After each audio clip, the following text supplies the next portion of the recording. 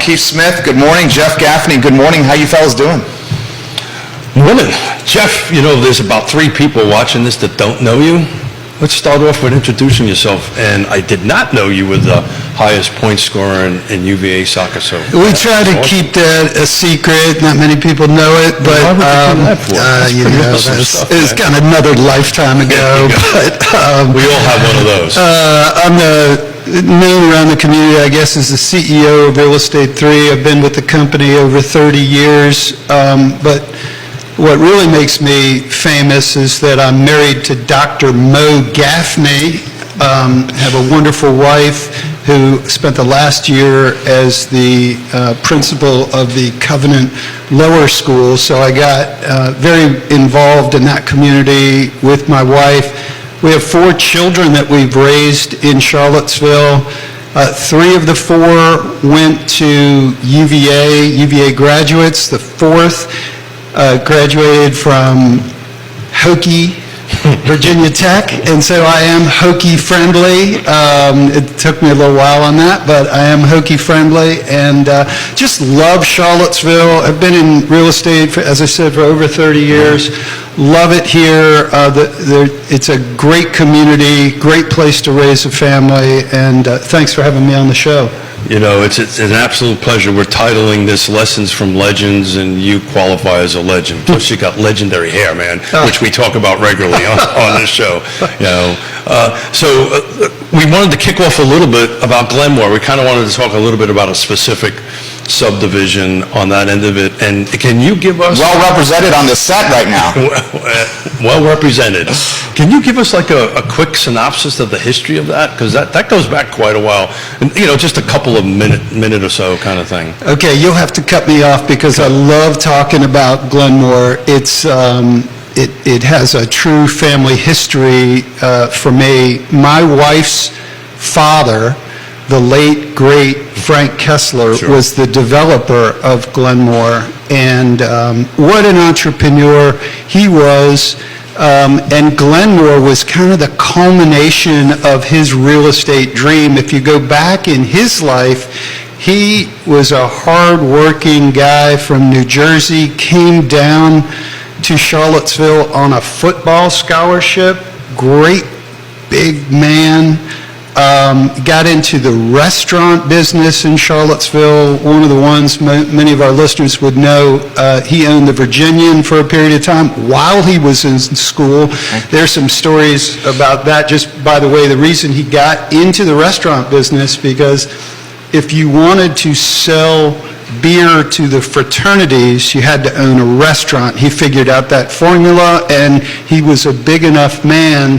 He's the man that can carry that keg on the shoulder. Big man. I met him a couple of times. Hard-working man, very passionate. Yep. But he married a wonderful woman from Charlottesville, Peggy Burkhead.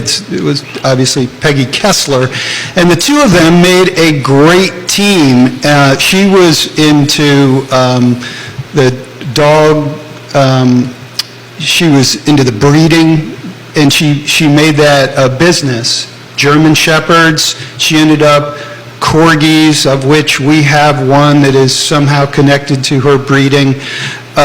She's also passed away. But the two of them made it an amazing team. And so I had to mention her as well, because Frank was the one with the vision, but Peggy was the one who was kind of the co-pilot who helped him keep everything in check. And long story short, he transfers into the real estate business in the early 80s.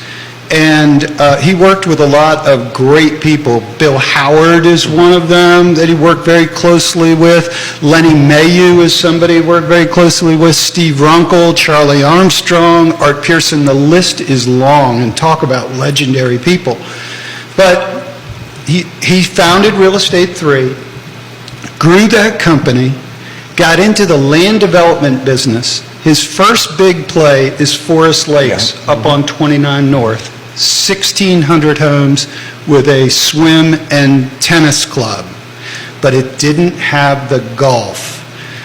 His oldest daughter, Candy Comer, was a professional golfer. Frank goes with Candy to all her golf tournaments, primarily in southeast USA, so Carolinas down into Florida. While he's at these different country clubs, he's taking notes. I like this, I like that. He loved the equestrian field that some of these communities had. He loved the private country club, not semi-private, not public. We can get into more of that later, but Glenmore was private country club, members and guests only. He found that down in Boca Raton.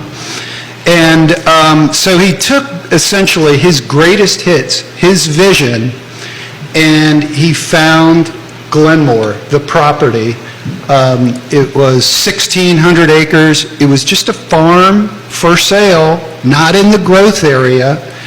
Len Mayu shows it to him. Bill Howard has a part in the transaction. The Jessup family were financial partners in the acquisition, and he ends up purchasing what I think still is the most beautiful piece of property that I've ever walked on. Buys this property, and being my father-in-law, he taught me a lot about the business, and he shared his vision. I'll bring this to a conclusion in just a second, but he drives me out in his blue Suburban, which many of our listeners or people that are watching the show had been in that blue Suburban for the tour. He drives me out to the spot where the country club was going to be, and he looks overlooking Monticello, overlooking the Rivanna River, and he says, "This is where I will build my club."